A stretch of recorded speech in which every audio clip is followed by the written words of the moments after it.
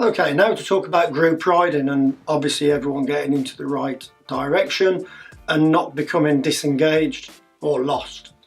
So what would happen as we're riding as a group, we're in the staggered formation, and it may well be that while we're riding we've got separated for some reason.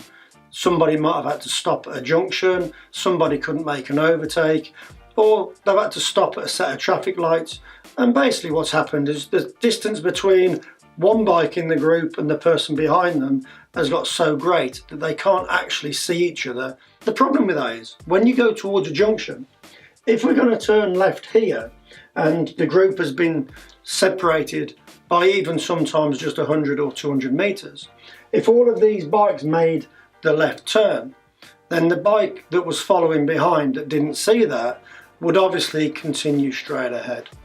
So this is how we ride as a group. We use what we call a second man drop off.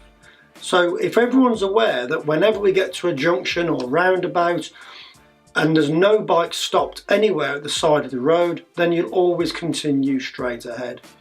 So basically if you get to a junction or roundabout and there's a straight ahead and there's no one stopped either side of the road, then just go straight on. But if we are going to turn left or turn right off that road, even at a roundabout, then what will happen, we call it second man drop off. So rider number one and the last rider will always be the same, and that way everyone knows who they are. It's a good idea that when doing second man drop off that you know what the bike in front is and you know what the bike behind you is as well, and what they look like when they're riding either in the mirror or when you're looking forward. The reason for that is if somebody else comes into the group and gets entangled within the group, you don't want to end up following them when they're not part of our group. So as we're riding, rider number one would make the turn and their job is to lead the route. What they might do is point down to the road, just point down to the side of the road where they want rider number two. So when we're calling it second man drop off, rider number two will be positioned on the left hand side and they'll be indicating left and facing into the junction. Now the reason they stay there is because if any bikes come up behind, what will happen is, say this bike was right back here and didn't see the turn, rider number two stops at the side, rider number three, as they come up, would see rider number two is now positioned in the side of the road with the left indicator on, so that means that we're turning left. All that needs to happen now is all the bikes would then go past and go into a normal formation while they're riding, and then because we know who the last vehicle is, as soon as the last vehicle comes up to here, they can either have an action where they bid the horn or put the thumb up and say, yeah, that's me.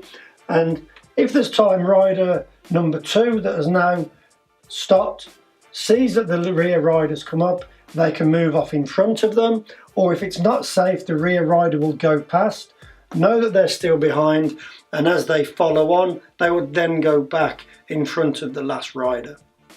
What that does, it keeps the last rider, if we just imagine everyone's now turned, it keeps the last rider at the back and the first rider at the front and everyone else in the middle. If we were to make a right turn further on, then obviously the rider that was at number two is now right at the back in front of the rear rider. So rider number two constantly changes after every single turn.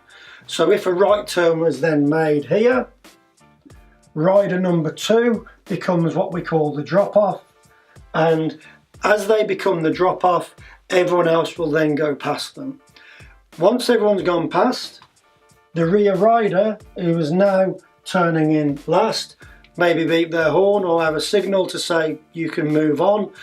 It may be that they're wearing an orange vest, and all you need to do is keep your eye open for them wearing the orange vest, and then as they come round you can then move off and then become the second to last man in the group.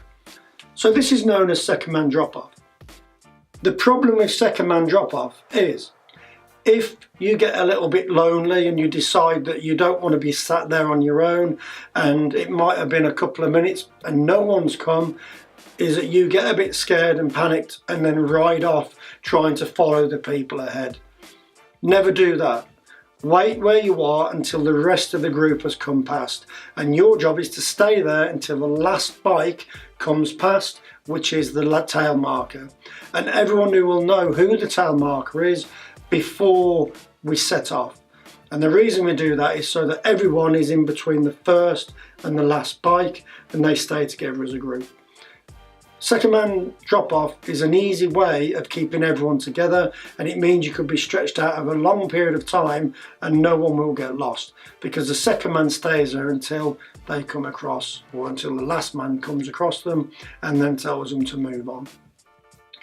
So don't get frightened, trust in what's going on, believe in each other, and remember, your job is to stay there until everyone's gone past and then you become the penultimate bike. You will get a turn at being the second person who will be dropped off, and what happens is you'll get a feel and a chance to ride at different positions throughout the group as well. Hope that makes sense. If not, write some questions down and ask on the day.